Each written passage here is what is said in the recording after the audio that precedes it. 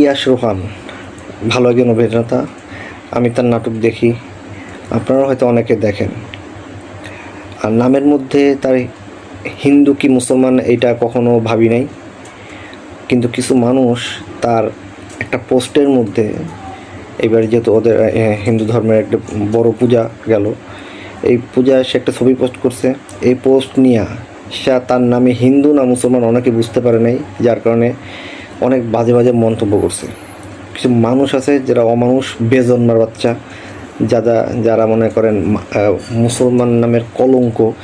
আদৌ কখনো শুক্রবারে প্রতি নামাজ তো দূরের কথা, শুক্রবারে পরে কিনা সন্দেহ, হয়তো ঈদের সময় পরে, হয়তো সকালবেলা নামাজ পড়ে, হয়তো ঈদের নামাজ অনেক সময় ধরতেও পারে না।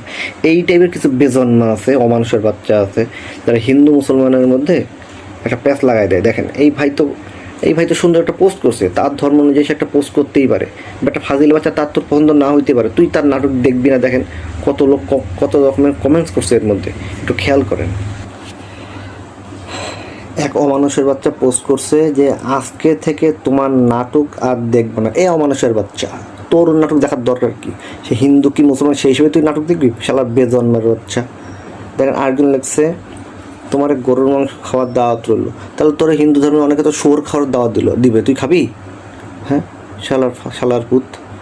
তোদের কারণে আমাদের মুসলমান ধর্মের নাম খারাপ হয়, তোদের মতো কিছু বেজন্মার কারণে। আরেকজন লিখছে কি, এই শালা তুই হিন্দু নাকি? দেখেন তোর ভাই সব কী বলার দরকার? তুই এসব বলতে যাবে কী জন্য? তোর ধর্ম নিয়ে কি সে খারাপ কথা বলছে? কোনো বাজে কথা বলছে? বল, কোনো বাজে কোনো কথা বলছে? তো তুই কেন বলতে যাচ্ছিস সেসব কথা?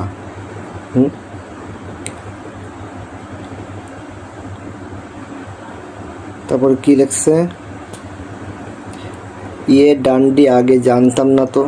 ফাজিলের বাচ্চা, তোর কেন এসব বলার দরকার? দেখেন এদের কারণেই কিন্তু আমাদের ধর্মের নাম খারাপ হয়। এই কিছু অমানুষের বাচ্চা আছে যাদের কারণে আমাদের ধর্মের নাম খারাপ হয়। এইসব বেজন্মাদের দেখা মাত্রই মনে করেন এইসব ব্যবস্থা নেওয়া উচিত। হ্যাঁ, উনি হিন্দু কি মুসলমান তোর জানার কোনো দরকার আছে? তোর জানার দরকার কি? ফাজিলের বাচ্চা, জীবনে এক ওয়াক্ত নামাজ পড়ে কিনা সন্দেহ। উনি আছে কোন লোক হিন্দু কি মুসলমান তার নামের কারণে। এই বেটা, ও হিন্দু মুসলমান, তোর সমস্যা কি? হ্যাঁ, এদেরকে কখনোই পাত্তা দেবেন না, এসব ব্লক মেরে দিবেন। আর এদেরকে আইডি হ্যাক করে, যদি হ্যাক করার চেষ্টা যদি পারতাম ভাই, আমি হ্যাক করে দিতাম, দিয়ে একবার নষ্ট করে দিতাম। তো এইসব মানুষ থেকে সবসময় দূরে থাকবেন। আর এইসব মুসলমান নামে যারা নাম খারাপ করে, অন্য ধর্মের গালাগালি করে, হ্যাঁ, এদের